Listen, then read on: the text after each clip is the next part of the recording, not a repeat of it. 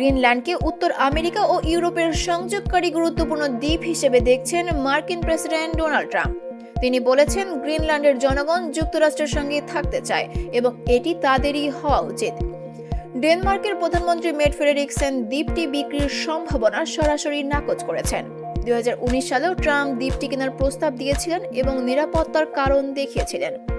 Trump মনে করেন গ্রিনল্যান্ডের নিয়ন্ত্রণ না পাওয়া যুক্তরাষ্ট্রের জন্য বড় ক্ষতিকর হবে। গ্রিনল্যান্ডের প্রধানমন্ত্রী মুট একেটে বলেন, দ্বীপের ভূমির নিয়ন্ত্রণ কেবল গ্রিনল্যান্ডারদের হাতে। ডেনমার্কের প্রধানমন্ত্রী বলেছেন, গ্রিনল্যান্ড হলো গ্রিনল্যান্ডারদের এবং এর ভবিষ্যৎ নির্ধারণের অধিকার তাদেরই।